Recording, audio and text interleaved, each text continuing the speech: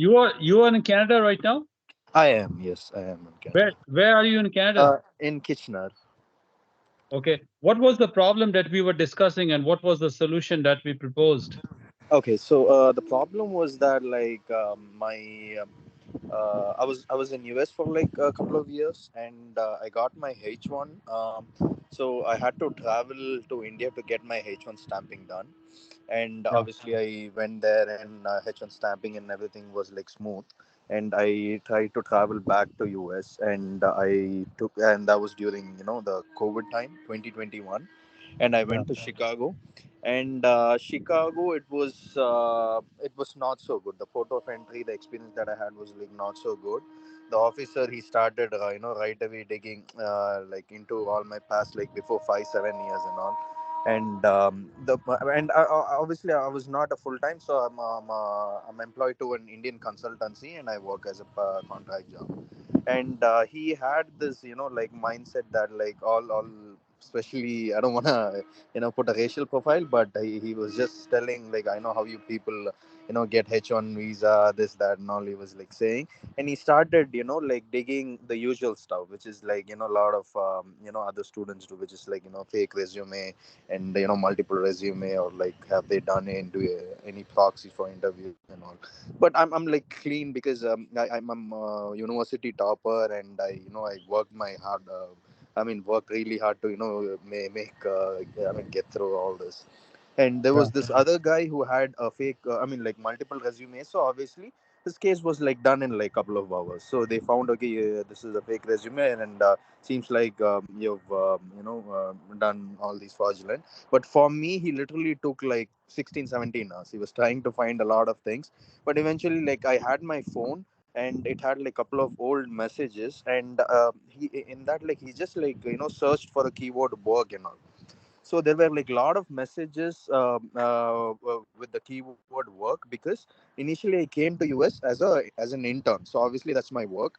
And he ended up like, he thought like that's like illegal, and you came here as you're not supposed to work, this that and all. And there was this one message which I had like sent to my uncle, who's again in Texas, where so that was during night, like a couple of years back. So I've asked, Mama, can you send me the password for the Photoshop system? I need to work something. So he thought like mama is like some kind of an employer. I tried to explain to mama in some, like, in my local language, basically means uncle. And the work that I'm referring to is probably I just wanted to edit some photos and put it in my Facebook account, like whatever. And it happened like 6 7 years. So these are the kind of messages that he found, and eventually he's like saying, no, I they're like enough proof that you've worked. And I tried to show him all my bank statements and everything, but at that instance they had some kind of a signal jammer or something. And so I couldn't show the statement. But what he told, my case was that if I had to there was this check box wherein which says, have you abused any of your past visa.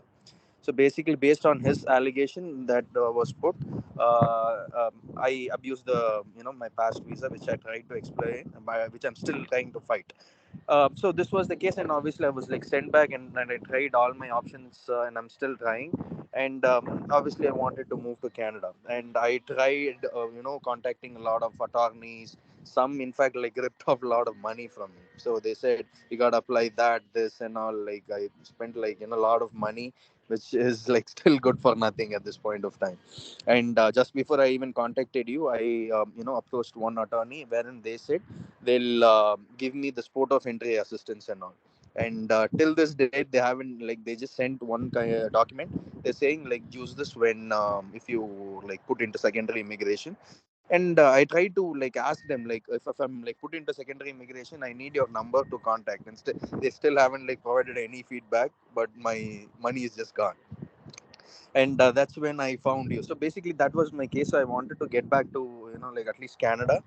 And I recently got married like a year ago, and my wife, she was interested in doing a higher studies. And we got into a college, and we applied for a student visa. I didn't apply for dependent, and because I already had a Canadian visitor visa while I was in US. So before I even got married, I had a Canadian visitor visa. But a lot of people and a lot of attorneys said, since you're like deported from US, they're obviously going to revoke the Canadian visa when you try to come back. I mean, like try to come to Canada with the visa that you got while you were in US. So it was all negative vibes all over. So I had like zero confidence of coming, and I didn't want to apply as a dependent because I didn't want my case, previous case, to impact my wife's like current Yeah. petition. Mm, So mm. we just applied for a like normal regular case for my wife, and obviously she got her visa in like less than a month, and we planned. So her intake was May, and we planned, and obviously she didn't want to come alone, so I had to accompany her, and that's when I found you, and you really like gave me the confidence, and you told me there's nothing to worry, and the way you spoke, that really gave me confidence, because I honestly haven't done anything wrong. That's first, and I'm like fearing, all these things just because the way how my documentation, deportation document is done from US. And if Oh, somebody looks at that document, obviously they're not gonna like believe me unless I show all my proof. yeah. Yeah, so that's being said, like when we like I had a consultation with you, yeah, so it was not only within that timeline that we discussed, and after that I had like millions of questions, and you patiently answered everything, like until I came here. And yeah, that I should definitely say that really gave me confidence. And when we came to Canada, so usually the international students, they go through a separate line, where they get the permit. But when you come along with your spouse or something, they have the you have to meet an immigration officer. Yeah. So we went there, and they asked also simple questions to my wife, and they asked me was, can I have your visa? And I showed my visa, and they didn't. So I recently renewed my passport. So my Canadian visa, which is valid until next year, is there in my old passport. They didn't even look at other pages. They just saw the Canadian visa, asked me like how long I'm going to stay here. I told them like I'll be staying here for 3 weeks, because I wanted to again go back to India just to create a I have some work, personal work in India, and also I wanted to create a positive record saying I'm definitely not here to abuse your system, because I'm Yeah. really genuine, and I want to prove that. And that's all I said. And he immediately, he said, "Welcome to Canada." And I felt like there's a huge difference between the immigration, how the immigration officer welcomed between US and Canada. So I was literally treated like an criminal there, but here they welcomed us as a guest. And obviously, like had I not spoken to you, I would have definitely become nervous, and my face itself would have like shown something is suspicious, and they would have like questioned more. But I was very calm. I was ready to answer everything. And obviously I got like a lot of answers from you, like how to respond to all those questions from you. So I had everything in back of my head. So yeah, so that is my story. It's a lengthy story, but yeah, still some more process needs to be done. I'll have to go back to India and then apply for a spouse visa, but I'm pretty No, I confident can that now. Now, hang on, Jagan, just a minute, just a second. So, so that consultation was well worth it. You are successful. You are in Canada. There's no problem. No objections or uh, no anger by the immigration against you. Okay. yeah, So yeah. right now you have been given a visitor permit. I am yes, yes, I Okay. have a Your visitor. visitor permit is valid for 1 year or 2 year. No, I already had this visitor permit.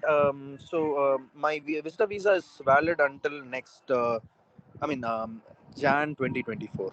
But have they given you a document, a separate document? No, Has the no, immigration given you a separate document? no, All they right. didn't. Okay. So your wife has been given a study permit. Yes, yeah, she has a study Okay. permit. So no problem at all.